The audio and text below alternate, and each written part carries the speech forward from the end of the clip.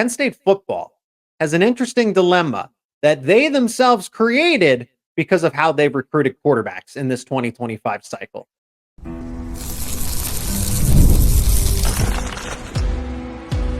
You are Locked On Nittany Lions, your daily podcast on the Penn State Nittany Lions. Part of the Locked On Podcast Network, your team every day. Penn State isn't exactly giving up on Matt Zollers, so is that hurting them in the long run for recruiting quarterbacks? This is Locked On Nittany Lions. I'm your host, Zach Seyko, and thanks so much for making us your first listen and watch every single day. We are free and available wherever you get your podcasts, including YouTube. Long time no chat. Dylan Callaghan-Croley is back, editor over at HappyValleyInsider.com. Penn State rivals. Today's episode is brought to you by FanDuel. Make every moment more. Right now, new customers can get $150 in bonus bets with any $5 bet. That's $150 with any winning $5 bet. All you got to do is visit FanDuel.com/lockedon to get started. Talk some recruiting here, specific to Penn State, of course, but quarterbacks, some priority targets that are setting up official visits that Penn State certainly has eye up on their big board. And then logistically, when can we expect a commitment? Dylan, quarterback is interesting because the Elite 11 just concluded in State College. Malik Washington got a finals invite. Ryan Montgomery got a finals invite. And Matt Zollers got a finals invite. And Penn State doesn't have a commitment from any of those three quarterbacks. Now, they have Bekkem Kritza. And I liked what I heard from Kritza in that interview by 24/7 Sports. However, Penn State's not giving up on Matt Zollers. We know this. Malik Washington really likes Penn State. Really likes Penn State. So much, in fact, that he's visited them 10 times on non-official visits. So, Dylan, what gives? Yeah, I think at this point, both Penn State and Malik Washington have just kind of decided that, it's just not going to work out for those two. Yes, Washington has visited Penn State a ton in his recruitment, but outside of one spring visit earlier this spring, it's been quiet between the two sides for quite a while now. It's no secret that Matt Zollers was their top quarterback target for a long time. That did not work out, but Penn State continues to pursue Zollers going forward. Washington, on the other hand, I think Penn State probably was kind of forthright in that what their plans are going forward, and told him that he should probably focus elsewhere in his recruitment. And I think Washington has done just that. He's got official visits set for UCF, Syracuse, and Maryland coming up. Already took an official visit to Virginia Tech. He does have that June 14th weekend still wide open, but I do not expect an official visit, at least to Penn State, to be scheduled for that. I think both sides have moved on from each other, and I personally expect Malik Washington to end up down in Blacksburg with Brent Pryde, Virginia Tech. For Penn State, I think they just, at the end of the day, decided that they're comfortable with Bekkem Kritza. If this ends up being a one quarterback class, which I think it will trend that way, as long as Matt Zollers continues to stay committed to Missouri, which does not look like that's going to budge at any point in the near future. And I just think that's so interesting, Dylan, right? An Elite 11 finalist, and you're saying, no, we're good. I get the preference because when you compare the tape, Zollers is better. He's a better quarterback prospect, and he's in the state of Pennsylvania, right? It's not ideal to lose somebody in your backyard like that. I don't want to say especially to Missouri. I think you can lump the whole idea of SEC country in there. But it happens to be Missouri this time. When Fran Brown was down at Georgia, it was Georgia. Oh, look, Georgia again, right? And Kentucky. And so the SEC has given Penn State some fits with prospects that are high up in the, in the rankings in the state of Pennsylvania. I just think that I don't know that you're exactly settling. Yes, Zollers is better. He's a better QB prospect, but there's not this significant drop-off. This almost leads into Diabell, right? Yeah. Would you rather, okay, so you're not going to get Zollers. you have Bekkem Kritza already committed. It's not like this is a 0 quarterback class. And Kritza, I think, will rise up the rankings, right? There's just been the questions about his decisions to transfer, and he gave some clarity. You're passing, you're almost intentionally passing on Malik Washington in a sense. And then there's Diabell, who ranks probably as a number 1 or number 2 quarterback, definitely a top 5 when the rankings are finalized, maybe even top 3 consensus in the country. So does that mean that if you take a second 2025 quarterback, that hurts your chances looking ahead at 2026 with Diabell, who was also at the Elite 11? Yeah, now I would say just even beyond Diabell with 2026 quarterbacks in general, because we'll talk more about Bell, but that's going to be a tough recruitment to win just when you're considering who else is in that recruitment and that he's a Florida prospect.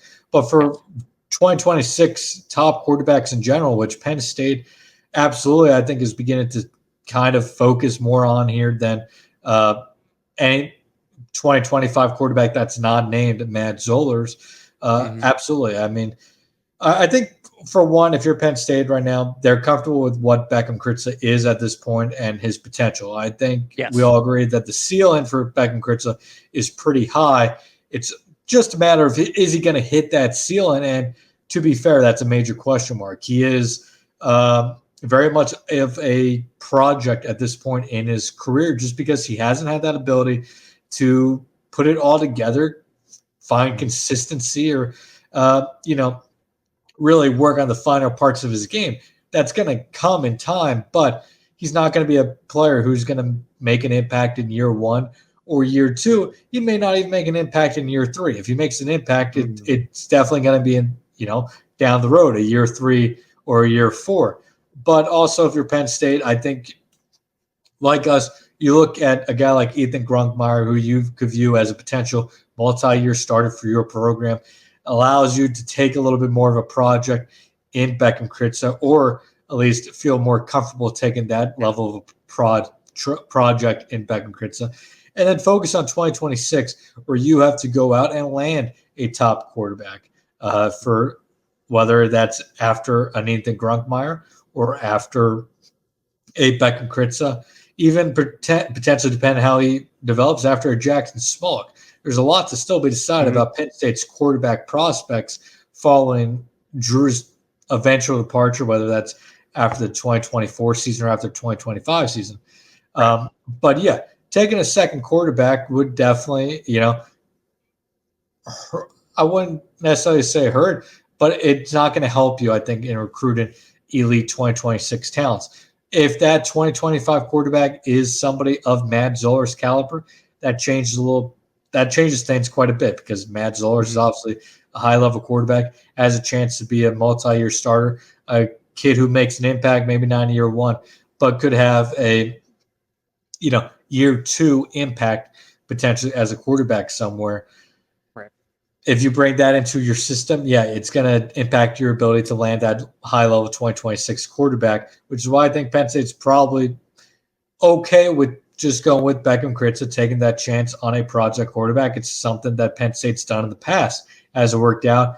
Not necessarily. Some of those projects have gone on to be better quarterbacks, maybe not necessarily at Penn State, but you look at somebody like a Will Levis, a guy who was definitely more of a project quarterback coming into Penn State during his Penn State career, goes on to Kentucky, becomes a high-level quarterback, gets drafted.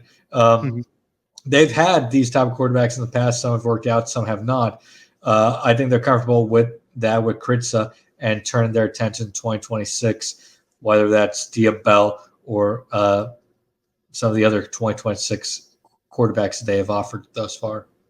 So I want to be clear with the viewers, the listeners, that it's not all about 2025. So it's not just about Matt Zollers. It's not just about Malik Washington.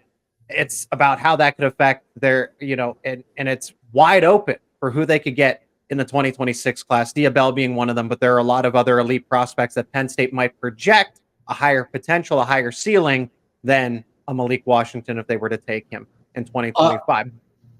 I would say partially, but also I think a lot of it is I think Penn State has Matt Zollers above every other quarterback they've offered above and beyond. I think he's without a doubt the number 1 guy on their board. if they want to land Matt Zollers, it has to be Bekkem Kritza or no quarterback. I mean, if they took a second quarterback today, you eliminate your chances of landing Matt Zollers down the road, in my opinion. Could you tell one of the quarterbacks you have committed to essentially, hit the road? Sure, but that's just not usually how the staff operates. And I think Penn State likes the potential of Bekkem Kritza, appreciates Bekkem Kritza, and wouldn't do that. So they're willing to keep Bekkem Kritza in the fold, even though, it's not a perfect picture right now of a quarterback with Bekkem Kritza. There's a lot of moving parts, literally and figuratively. It's got to take a while, like we said, for him to become a finished product if he ever does become one. But if they took a second quarterback, Malik Washington or anybody else right now, you would have to think that Matt Zollers looks at that and he says, all right, you got two quarterbacks. There's no reason for me to continue talking to you. Even if I wanted to flip down the road, you have your two guys. But as long as you have one quarterback or no quarterbacks committed, you leave that door kind of open, in my opinion. That's just my opinion and read of the situation. To a degree, is that I think Penn State is comfortable going with Bekkem Kritza if he's the only quarterback. But if there's a second quarterback they want in this class, it's Matt Zollers, and if he doesn't, flip down the road, they're more than comfortable with just taking Bekkem Kritza and then focusing on trying to land an elite 2026 quarterback. Zollers is at the top of the big board. There are some other names that are at the top of Penn State's big board, and we're going to discuss them for the class of 2025 coming up next. And today's episode is sponsored by Yahoo Finance. Let's get straight to the point. You want to grow your portfolio to deal with the rising costs of inflation, maybe to pay off your debt or your mortgage, pretty much anything standing in the way of you and financial freedom, right? Well, with Yahoo Finance, you can get access to news, data, and tools that you need in order to help reach that financial freedom. For more than 25 years, Yahoo Finance has been the brand behind every great investor. Whether you're a seasoned investor or you're looking for that extra guidance, Yahoo Finance gives you all the tools that you need in one place. They are the number one financial destination, producing a holistic look at the financial news cycle, including breaking news, original editorial perspectives, analyst ratings, independent research, customizable charts, and so much more. With a community of over 90 million users each month, their real strength is helping you on your way to financial success. For comprehensive financial news and analysis, visit the brand behind every great investor, yahoofinance.com, the number one financial destination, yahoofinance.com. Once again, that's yahoofinance.com. Official visit season is almost here, May 31st, so just about a little over a week before Penn State can actually have prospects back on campus once again. There is a long list of priority recruits. Now, not all of them that we are going to discuss are going to be in this cycle, but they do intend to visit over the course of, obviously, late May, but that is, a day before June, and then the first few weeks of June here, all the way through June 21. But there's three in particular, Dylan, that I'm interested in having updates for, and I'm sure Penn State fans would like to have those as well. Quincy Porter is, I think, should be the highest priority outside of quarterback. But when you've had all these problems at receiver since Jahan Dotson left, you need a light at the end of the tunnel here. 2024 was a step in the right direction with the three prospects that they were able to land. But Quincy Porter is a difference maker. He's not a bona fide five-star, and that's fine. But he's someone that I believe, with his kind of talent, could come in and play right away if he happened to commit to the Nittany Lions. No, yeah, for sure. Quincy Porter is one of the best wide receivers in the country, right? Top 20 wide receiver prospect here on Rivals, number one player in the state of New Jersey, 81st overall, four-star recruit, obviously, 6'3", 190, so great size, but comes out of Bergen Catholic, a school that hasn't really been kind to Penn State over the last forever, it seems. As a top, I believe it was officially announced of a top six of Alabama, Michigan, Ohio State, Oklahoma, Penn State, Texas A&M a couple of weeks ago. And then yesterday announced his plans to take official visits to Oklahoma and Penn State. That Penn State official visit coming, as I believe you guys mentioned, at the end of the month on May 31st. Mm-hmm. Also has trips scheduled in Michigan and Ohio State in June. Overall, I think Penn State here has some work to do. Did host him on an unofficial visit back in March, which was a good visit overall. But I still think Ohio State is probably here the team to beat heading into official visit season. Michigan has been in a solid spot as well. And then I probably put Oklahoma right next to Penn State there, maybe in a second tier behind the Buckeyes and the Wolverines. Is it possible they land him? Sure, but it's just not one that I'm going to be holding my breath on heading into official visit season with this 4 visits coming up here in a 5-week span or whatever it may be. I know it is 4-week span. But wouldn't hold my breath on Quincy Porter. But hey, they're getting the first crack at him. They have a chance to set a high bar. I expect it to go well. These things always do. But will it be enough to overcome Ohio State?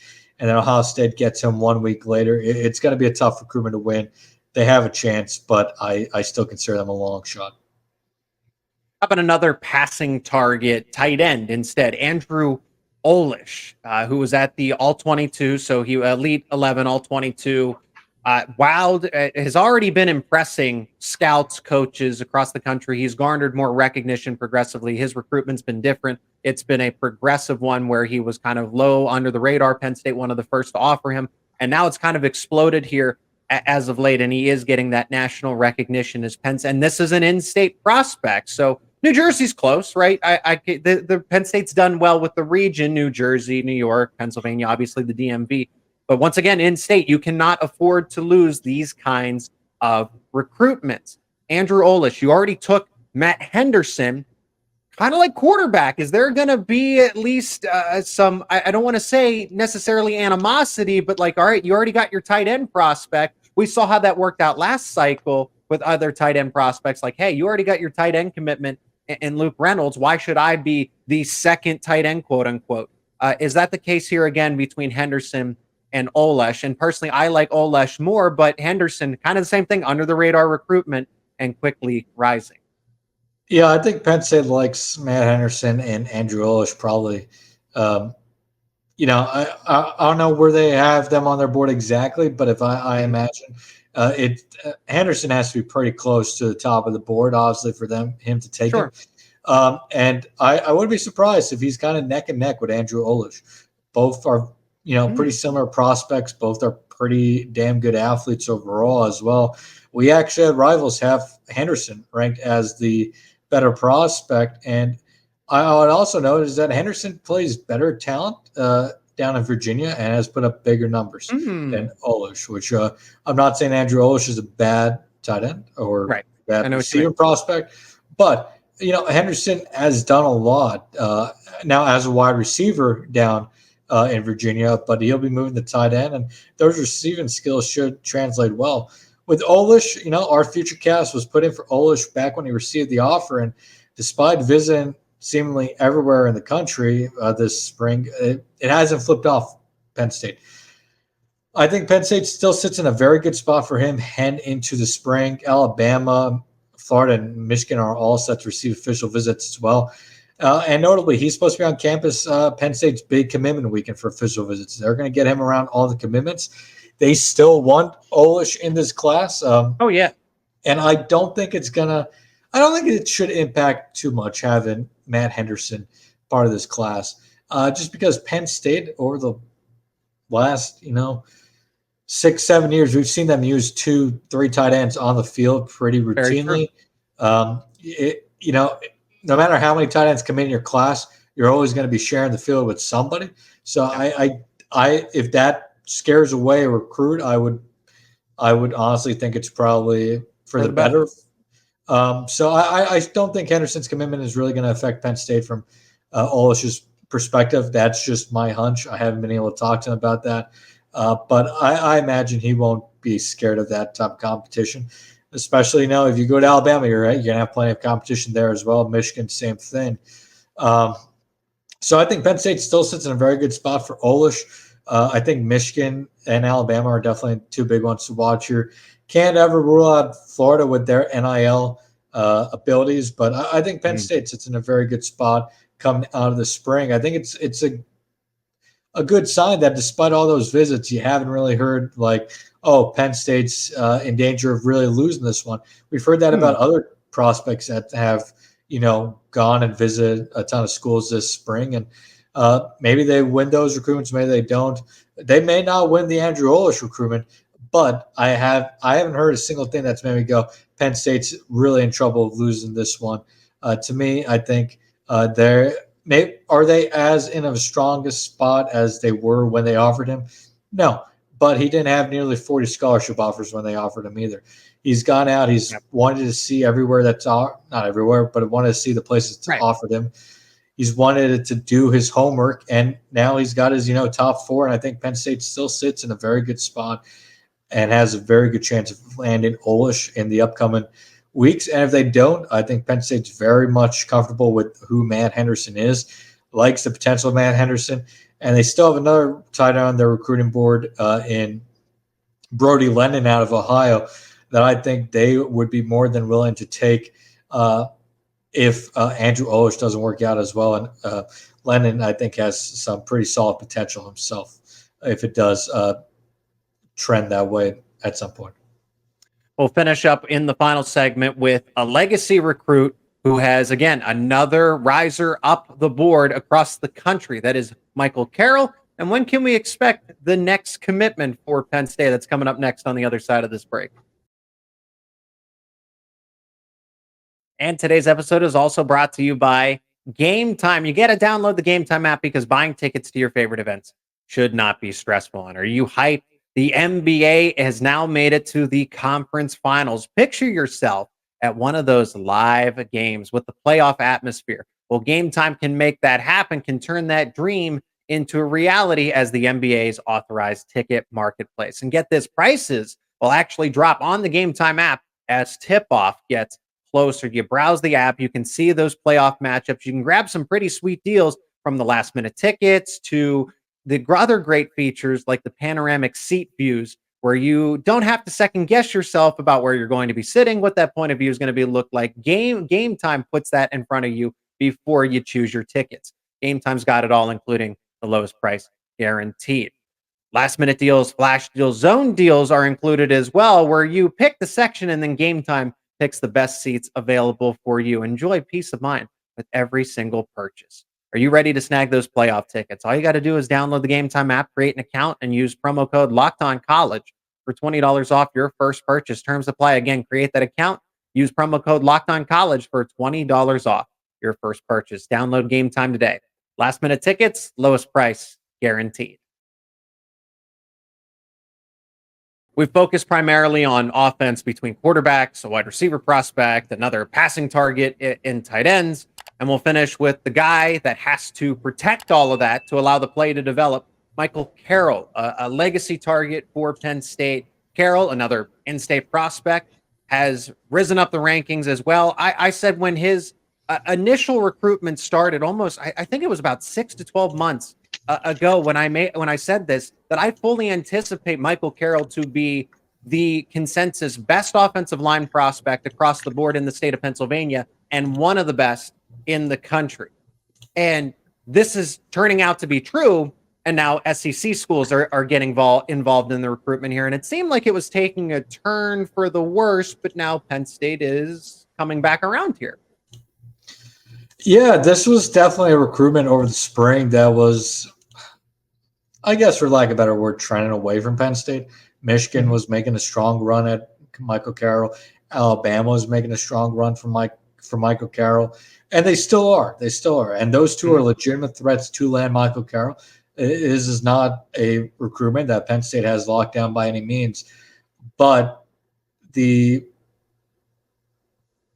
intel over the last few weeks does suggest that Penn State is still in a pretty good spot with Michael Carroll and into official visit season for him. He does have an official visit set to Penn State. He will also visit a few other schools, including Michigan and Alabama. And I think it's those three schools at the top of his recruitment and into what will likely be a summer commitment at some point. But yeah, Penn State right now, I still feel good about our future cast for Michael Carroll. And at this point, as somebody said to me, it does feel like a recruitment in which he knew what Penn State could offer him. He's been to Penn State a few times. He's been talking to them forever. He's a Penn State legacy. He called Penn State his dream school when he was first offered. He knew what Penn State had to offer. This spring, he was able to go out, see what other schools could offer, and those other schools impressed him. But at the end of the day, it does seem like he's now trending towards wrapping up his recruitment.